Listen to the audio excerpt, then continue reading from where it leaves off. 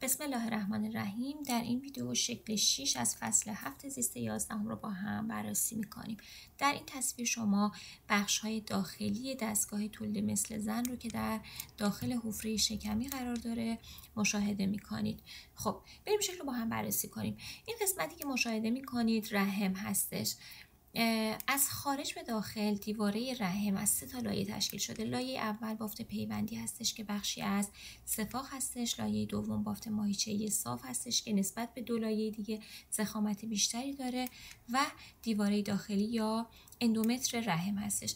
بیشترین ضخامت لایه ماهیچه‌ای رو ما در قسمت بالایی رحم داریم و کمترین ضخامت رو در محل اتصال لوله های رحمی یا لوله فالوپ داریم. خب قسمت بعدی لوله رحم هستش. لوله های رحمی بچه ها به قسمت بالای رحم که پهن‌تر هستش متصل هستن.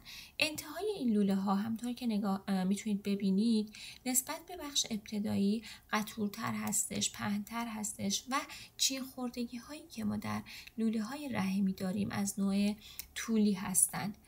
خب انتهای لوله رحم بچه ها اگر دقت کنید زواید انگشت مانندی وجود داره که این زواید انگشت مانند به همراه مخاط مژکداری که در این لوله ها وجود داره و زنش این مژک ها به حرکت مامیاخته ثانویه به سمت رحم کمک میکنن. یه عامل دیگه هم وجود داره که باعث حرکت مامیاخته ثانویه به سمت رحم میشه و اون انقباض عضلات صاف لوله رحمی هستش. 2 تا ساختار دیگه‌ای که شما در این تصویر می‌بینید تخمدان‌ها هستند. تخمدان‌ها از طریق طناب پیوندی ماهیچه‌ای به قسمت بالایی و طرفی رحم در زیر محل اتصال لوله رحم اتصال دارند.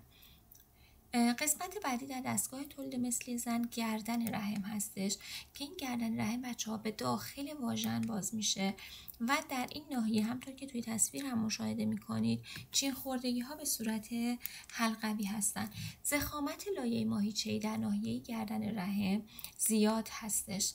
ساختار بعدی واژن هستش که یک اندام توخالی هستش در پایین ترین موقعیت در دستگاه تولید مثلی زن قرار داره و دارای لایه مخاطی چین خورده هستش که این چین خوردگی به صورت حلقوی هستش.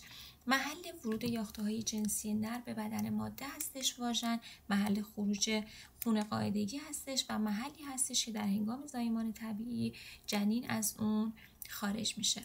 از توجه شما سپاسگزارم.